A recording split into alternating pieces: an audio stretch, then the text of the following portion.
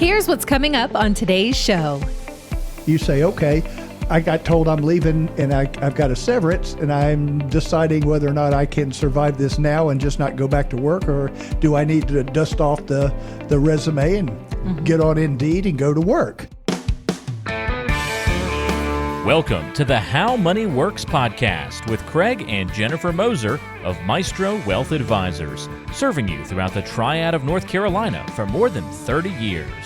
Let's get into this week's content. Then we're going to talk about going into retirement, maybe being forced earlier for whatever reason than planned. So, Craig, let's dive in here and talk about some things. How do you guys handle stuff if people are asking, should I accept that retirement buyout offer if it includes a severance, or do I take my chances? Do I continue to work if that's even on the table? Well, I mean, you know what you're going to get from me on that answer. A definite maybe, right? Okay. So you've got to take a look at the entire picture here. It's not as clear as just saying do A or B.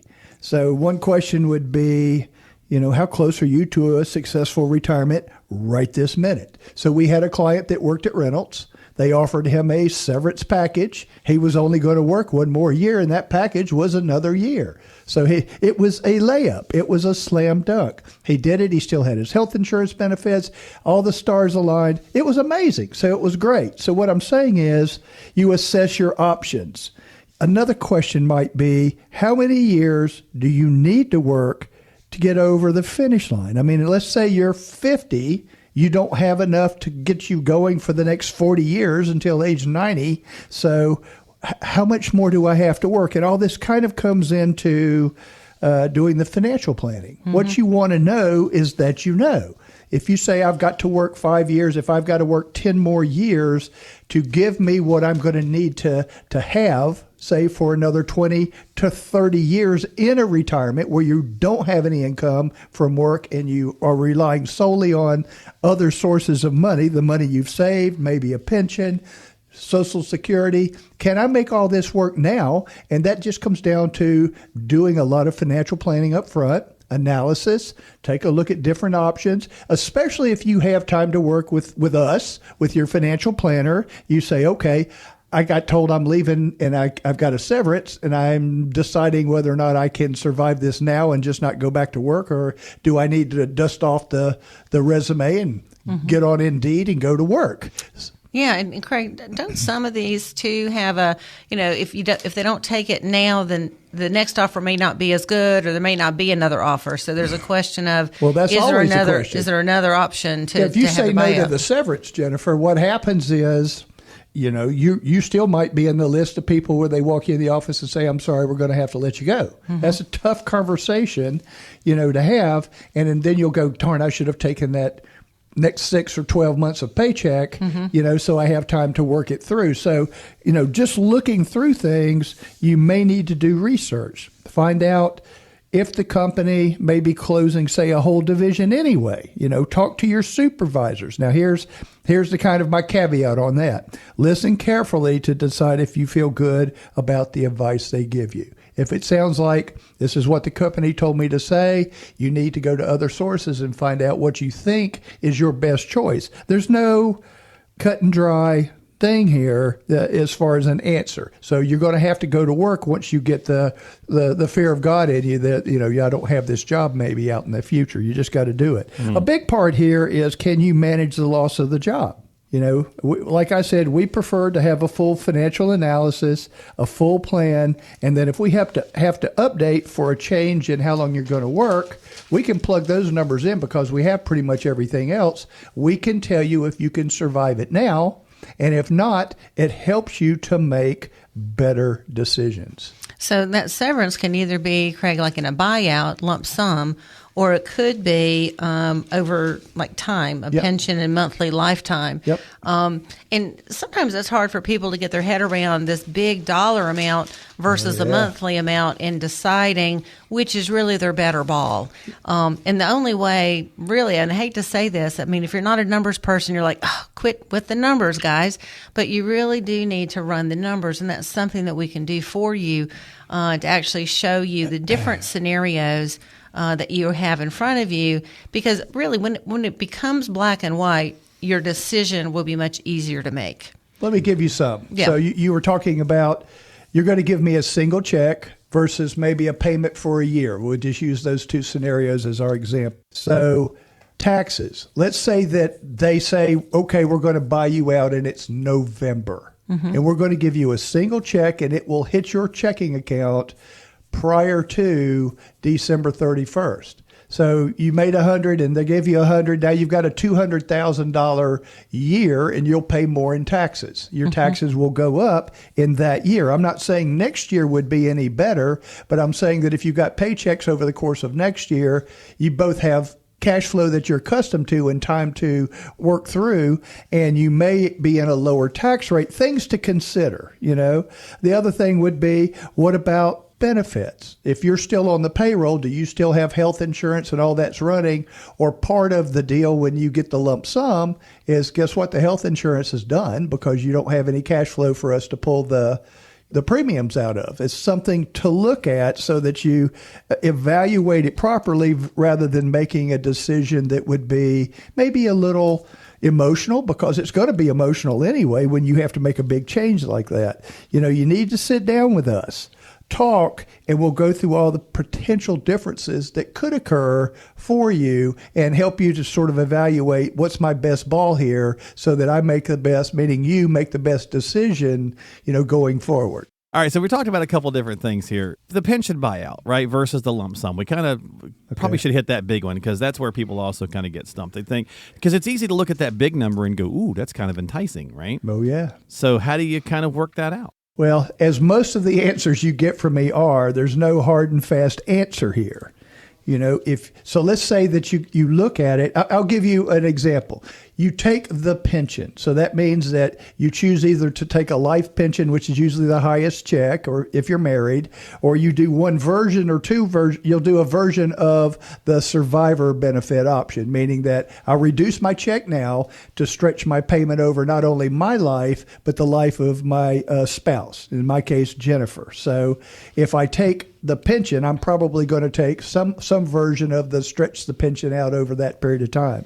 So you look at that and say, what happens if we die early? If we're in the car crash or somebody gets sick, think about the various things that can happen. And it happens to somebody. I hope it doesn't happen to you. But if say you guys passed away in 7 or 8 years, you kind of left a lot of money on the table that maybe if you had received the lump sum, your children could inherit whatever was remaining that you didn't take. That's kind of hard to live with in your mind. A lot of people take the lump sum and say, I want that single payment. Well, that's usually based off of your highest payment, your single life. And when you do the multiples on that, that's a math calculation. If you say, okay, I was going to get $1,500 a month, $18,000 a year, and then they're going to give me, I don't know, $200,000. I haven't really thought about this number yet, so just don't fixate on the numbers. How long? Where's my break-even point in years? So how many years before it makes sense for me to have taken the pension versus taking the lump sum? And do I think I'm going to live that long? Now, the other side of it is if you take the lump sum, where are you going to put the money? Are you going to put it in the RV and drive it down the road? How do I take that money? So as an example, if you say, gosh, they're going to give me $200,000 in a lump sum or $500,000 in a lump sum, that's marvelous money. But if you take it and say, I'm going to take it right this minute and I'm not going to put it in an IRA, you're going to owe taxes on every dime of that. And so that's not good. If you roll it over into an IRA, yes, you have control over when you take withdrawals. You will better manage your taxes. Now, past that, what are you going to do with the money? Are you going to put it in aggressive stocks? Are you going to buy CDs? There's a lot of questions there to decide, was it better for me to be able to take that money as a lump sum? And so usually, this is a generality. This isn't a hard and fast thing. What I have seen is they'll give you about 17 and a half to 20 years in advance, with that lump sum. So most of the time when we run analysis on whether you take the lump sum or whether you take the pension over a course of years, the big deciding factor is longevity. So if we run these analyses to age 95, the pension may win.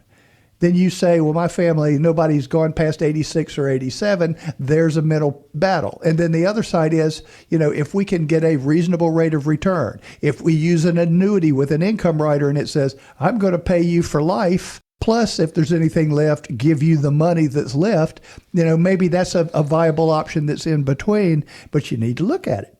See what you think, and then run the numbers both different ways and make sure that you have looked at it through a good, solid analysis and a lens that would make sense and be your best choice. That makes Craig, sense. you didn't really talk about, so on the option of covering a spouse, do you go ahead and reduce your amount to cover that spouse forever and a day?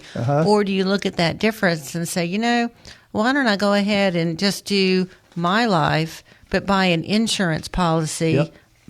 So let's talk about that option too. Well, so let's say, just for conversation, I'm older than Jennifer, so my pension would be $1,500 a month. And I'm going, man, I get $18,000 a year, but if I stretch my pension out over my life and hers, I only get $1,000, just for conversation. So it costs me $500 a month to guarantee that one of us will have a pension of $1,000 a month forever, in my example. Well, you look at that and say, well, that's what I have to do. Or you go, could I buy enough life insurance, permanent life insurance, that I could go ahead and take the $1,500, take the $500 if that's what it costs, and buy my life insurance policy. If I predecease Jennifer, okay, she's got a $500,000 in lump sum paid to her, and it's tax-free, and she can use that to offset her $1,000 a month. It'll last a long time. Now, that's just an example. And then the other part is, what if I outlive Jennifer? Right. So I can decide to drop that life insurance. If there's cash value in it, I can take what that is, and I still get my $1,500 a month. Right. So it gives me some options. And what I find, Jennifer, a lot of times is that people already have that life insurance. So they might have bought it when they were young. They've got it, and they go, house is paid off, kids are out of the house, and I'm getting ready to not insure my income. I'm just going to drop this thing. I'll take the money out of it, and maybe you should think about that before you drop it, and let's see if we can use the policy that's already there that you don't have to qualify for to go ahead and carry the rest of the load for a pension. Right. Or maybe it'll do... And that difference would continue to pay that premium. Sure. Right. Thank you so much for checking out the podcast today. If you have any questions about what we've discussed, remember, you can get a complimentary financial review with the team at Maestro Wealth Advisors by calling 336-448-1086 or go online to howmoneyworksradio.com for other great resources and ways to reach the team. You can also check the show notes of today's episode for our contact information as well. And don't forget to subscribe to the podcast on your favorite app so you never miss an episode. We're on Apple Podcasts, Spotify, Google Podcasts, and all the most popular apps. For Craig and Jennifer Moser, I'm Mark Killian. We'll talk to you next time on the How Money Works podcast.